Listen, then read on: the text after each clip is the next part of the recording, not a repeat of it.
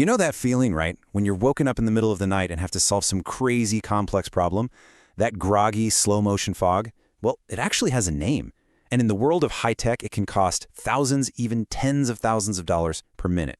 So today, we're going to dig into how a new kind of AI agent can solve these massive system meltdowns, all while you're still asleep. And it all kicks off with one very specific number. 22. So what's the deal with 22? What could that possibly be?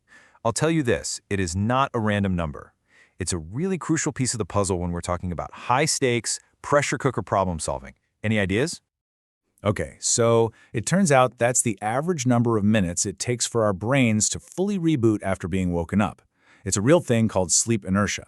Now imagine a critical system is down. During those 22 minutes, the company is just hemorrhaging money. And that delay, that very human limitation, is exactly what we call the 2 a.m. problem. So let's set the scene. It's 2 a.m. An alarm is blaring. Your company's website is essentially broken. 90% of your users can't log in. The person who gets that dreaded call? Well, that's the hero of our story today, the Site Reliability Engineer. So what is a Site Reliability Engineer, or SRE? Well, think of them as the digital world's firefighters. Their whole job is to keep the lights on, to make sure all the systems are running smoothly. So when that 2 a.m. alert hits, they're on the clock, battling not just the tech problem, but their own brain fog, and a financial time bomb that's ticking louder every second. All right, their mission, should they choose to accept it, is basically a three-part race against the clock. First, what exactly is broken? Is it the login service, the database? Second, why did it break? This is the real detective work, digging through mountains of data. And finally, number 3, how do we fix it? Like, right now. I mean, the pressure is just immense. So it makes you wonder, why don't we just throw some AI at this? And that question brings us to what seems like the most obvious solution, right? But it's also a deeply flawed one. You've got all this data, so a big, large language model feels like the perfect tool. But, this path can lead you straight into a pretty nasty trap. I mean, look, it makes sense on the surface, right? These big IT systems are churning out gigabytes of data every single hour. We're talking logs, metrics, traces, the whole shebang. So why not just aim that entire data fire hose straight into an LLM and say, hey, find the problem? Well, there's a really, really good reason why that approach is, well, a disaster. Welcome to what some folks in the industry call hallucinations city, because that's exactly what happens when you just overwhelm an AI like this. See, LLMs are designed to find patterns and create plausible-sounding sentences. So if you just dump a ton of unrelated noise on them, they'll start, well, making stuff up. They'll confidently fabricate these causal links that don't exist, connecting a random CPU spike from Tuesday with an error log from last month into this perfectly convincing story that is completely 100% false. And this really gets to the core of the problem. There's a fundamental mismatch in their goals. An LLM wants to predict the next plausible word. It's basically a creative writer. An SRE needs to verify objective facts. They're a forensic investigator. So using a generic LLM for this is kind of like asking a poet to perform an autopsy. The tool just isn't built for the job. We need a totally different way of thinking about this. So, okay, if the brute force data dump approach is out, what's the alternative? We need something smarter, way more strategic. And this is where a new approach called agentic AI enters the picture. The key isn't throwing more data at the problem, it's about using the right data. And the secret sauce for that is a concept called context curation. So what is context curation? It basically means we're turning off that data fire hose. Instead, the AI agent behaves like a skilled detective on a case. It strategically picks and chooses only the signals, the clues, that are actually relevant to the specific incident it's looking into. It is all about quality over quantity. So, where does it find these clues? Well, it pulls from what people in the industry call MELT data. That's an acronym for metrics, events, logs, and telemetry.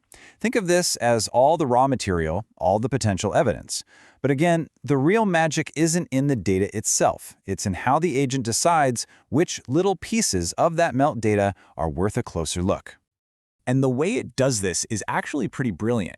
The agent has access to a real-time dependency map. Think of it like a live blueprint of how every single piece of the system is connected to every other piece. So when the login service goes down, it doesn't waste time looking at logs from, say, the billing system. No, it intelligently pulls data only from the things it knows are directly connected, like the user database or a specific authentication service. It's surgical. It's incredibly efficient. Okay, so the agent has carefully selected its data. What happens next? Well, now it kicks off a systematic investigation loop. It literally starts to think like a human detective, but it does it at the insane speed of a machine. And this process is a classic feedback loop. Step 1, it perceives the environment using that highly relevant curated data. Step 2, it starts to reason. It forms a hypothesis like, I think the problem is that the database is running slow. Step 3, it acts on that hypothesis. It goes out and requests more specific data to prove or disprove its theory, like, show me the database performance metrics from the last 5 minutes. And finally, step 4, it observes the results of that action and refines its thinking. And it just keeps doing this, looping over and over, getting smarter and closer to the real answer with every single pass. And the output from this loop, this is what makes it so powerful. The agent doesn't just spit out a final answer and say, trust me, no way. It delivers a probable root cause, and it backs it up with all the supporting evidence. It gives you a full, transparent chain of thought, so the human engineer can see exactly how the AI reached its conclusion.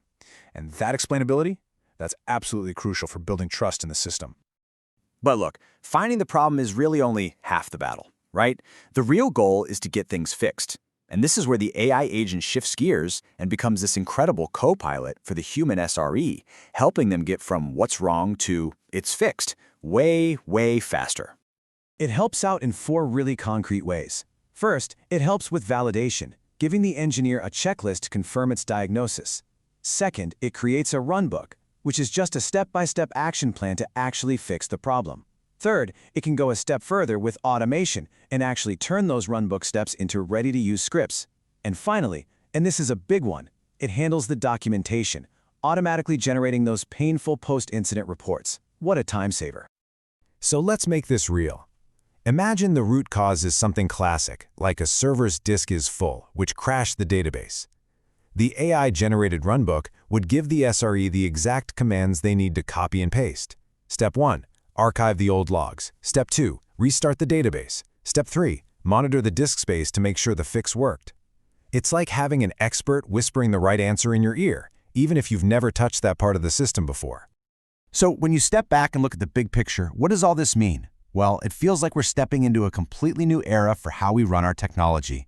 And it's an era that isn't defined by AI replacing people, but by a really powerful partnership between human experts and intelligent machines. Yeah, this quote really nails it. This whole thing is not about AI taking over anyone's job. It's about AI augmenting human intelligence. The agent does the lightning-fast, needle-in-a-haystack data analysis. And that frees up the human engineer to do what humans do best: apply judgment, make strategic decisions, and oversee the actual fix. And at the end of the day, the bottom line business impact boils down to one key metric: MTTR. That stands for mean time to repair. By basically automating the entire diagnosis phase and prepping the solution, these AI agents can slash that repair time. And that means saving a ton of money, massively reducing stress for the team, and maybe, just maybe, letting our on-call engineers actually get a full night's sleep. But honestly, this is about so much more than just fixing broken stuff faster. It's about fundamentally changing the nature of the job. So I'll leave you with a question to think about. Once we free up our smartest people from this frantic 2 a.m. firefighting, what are the truly big, creative, and innovative challenges we can finally empower them to solve?